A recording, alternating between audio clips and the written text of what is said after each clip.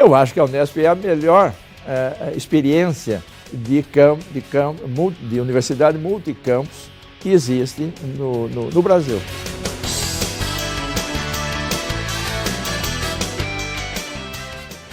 Bem, eu acho que uma coisa muito importante, realmente foi um período da minha vida que eu destaco, né?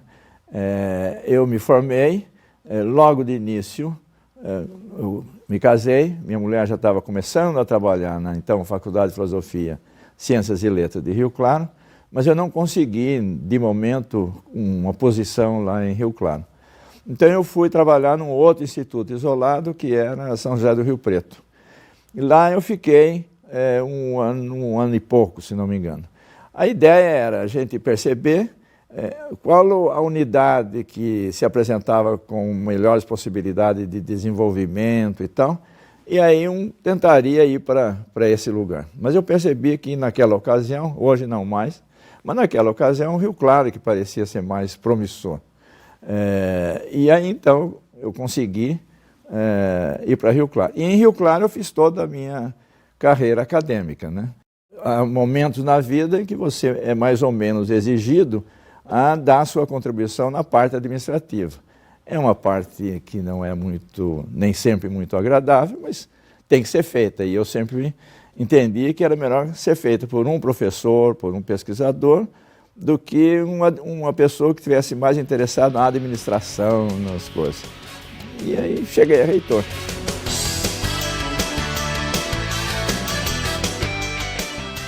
Continuei dando aula, era no curso de Geologia, que era o curso, inclusive, que eu tinha sido o primeiro coordenador.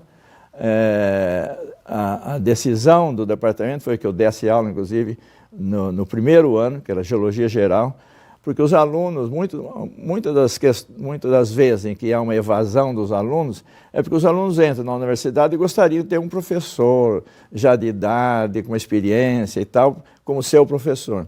Então nós decidimos que eu que seria esse velhinho, não era tão velho, mas enfim, que fosse dar essas aulas.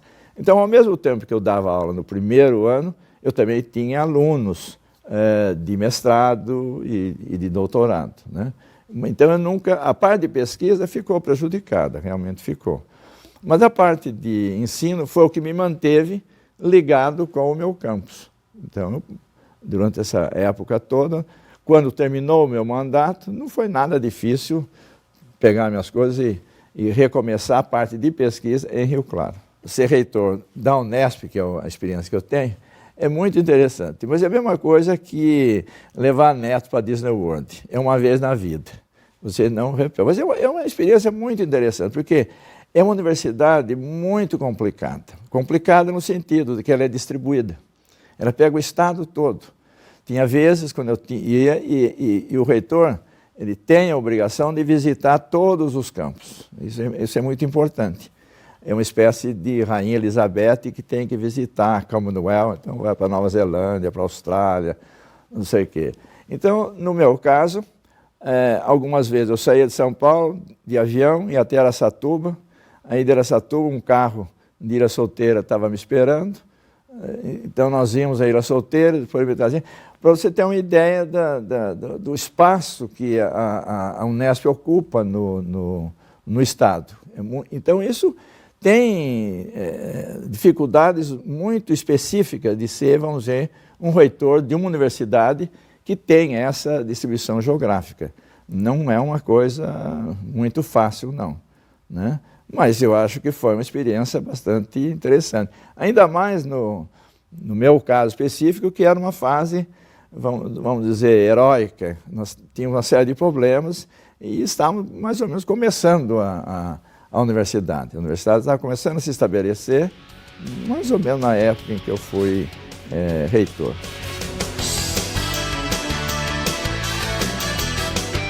A história nossa, e é muito importante que se entenda, nós mesmos temos um centro de memória que foi criado, mas eu percebo que o centro não apresenta... Houve alguns trabalhos sobre os institutos isolados, mas não tanto, mas com uma maneira que eu gostaria. Mas, enfim, isso é outra história.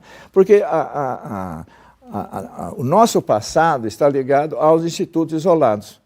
Foram criados na época do governador Jânio Quadros, no sentido de descentralizar o ensino universitário no estado de São Paulo, mas, infelizmente, esses institutos foram criados sem assim, um planejamento acadêmico mais consistente. Então, foram criadas uma série de faculdades de filosofias, algumas odontologias, já existia uma odontologia mais antiga em Araraquara, foi criado um grupo que pretendia ser uma universidade biológica em Botucatu. Então, eram as mais diversas instituições. E, claro, que se desenvolveram também de maneiras independentes.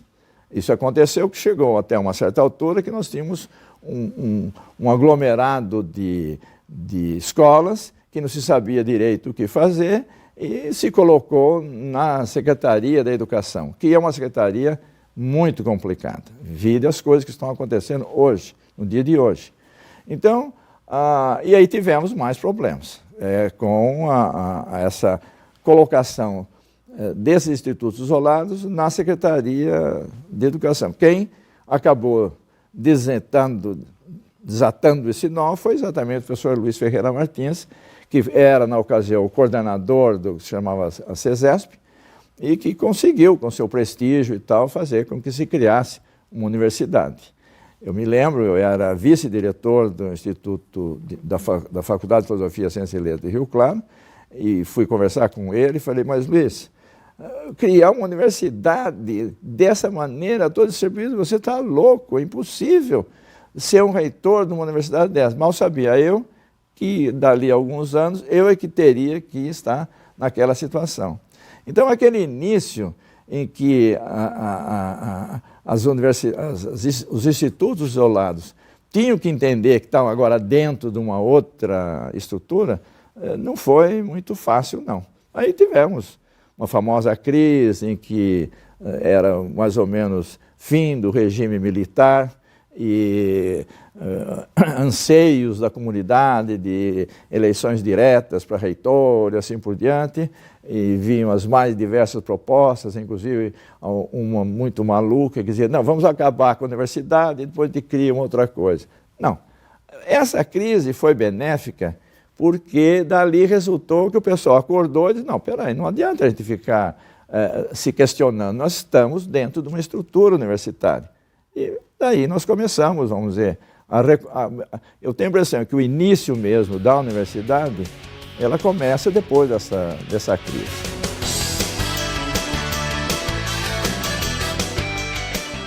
Eu, na reitoria, era o início, primeiro desse movimento, vamos dizer, de música caipira, que depois se transformou em música sertaneja, que eu acho que de caipira não tem muita coisa, mas enfim, mas ao mesmo tempo o produto interno bruto do interior foi se tornando maior do que o produto interno bruto da cidade de São Paulo.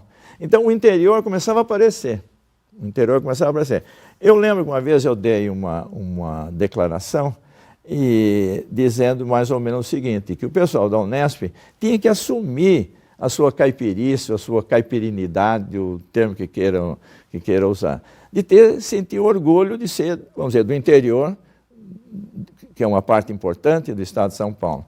Então, essa era a minha preocupação, que os alunos e os professores também, não apenas os alunos, que tinha muito professor que vinha, por exemplo, para a Unesp e aquilo servia como uma espécie de trampolim para depois ir para a USP ou ir para a Unicamp, né?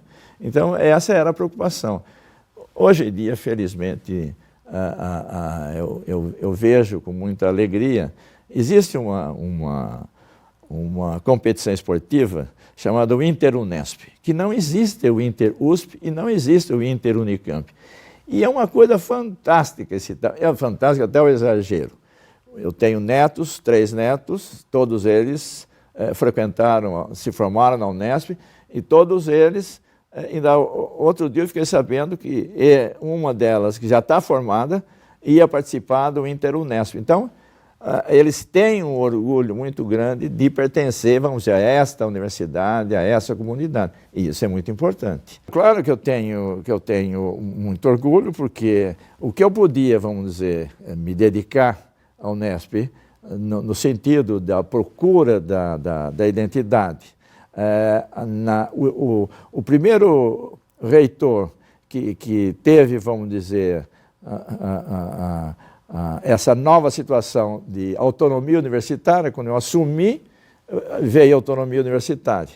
O novo estatuto, que está até hoje, que foi fruto de muita discussão, muita participação da comunidade. Então, esse estatuto foi logo no início do meu mandato. Então, tem uma série de atividades da qual eu participei e que eu tenho muita satisfação de hoje em dia ver como as coisas evoluíram.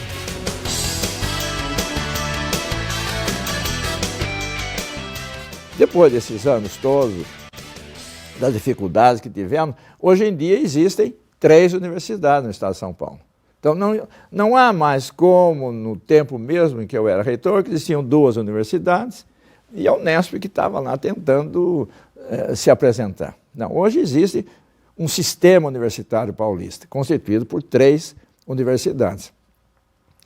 E o que eu posso dizer é o seguinte, é que nós tivemos uma série de dificuldades nesses anos todos, essas dificuldades foram sendo resolvidas, atualmente por razões mais do que econômicas, porque nós somos mantidos pelo percentual do ICMS, como nós temos uma crise econômica no país, temos uma crise econômica no estado de São Paulo, isso reflete na vida final da universidade, nos gastos da universidade. Isso traz um certo desânimo no parte da universidade.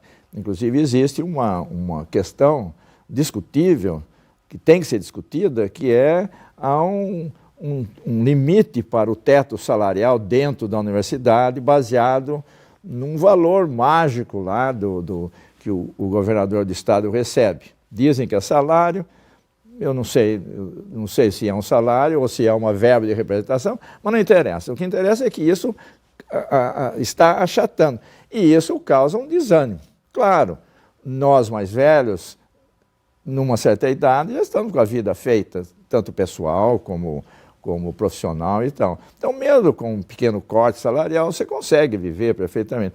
O problema são esses jovens de seus 50 anos, 60 anos, que estão na ativa e que precisam ser valorizados. Precisam realmente continuar sentindo que eles têm um valor e que esse valor é reconhecido e através do salário.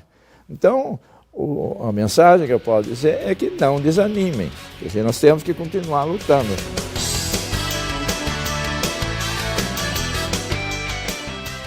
A universidade que tem a maior penetração social no estado é a Unesp, porque se não fosse a Unesp, com essa distribuição, muitos jovens não iriam para a universidade, eles teriam que ir para os centros grandes. Não, hoje nós temos universidade em cidade, até em São Paulo nós temos campus, mas também temos em Dracena, temos no Vale do Ribeira, temos em vários lugares, né? E em cidades grandes como Bauru, cidades pequenas como Botucatu. Então, a importância da Unesp como um fator social, né, dentro do estado de São Paulo é muito grande.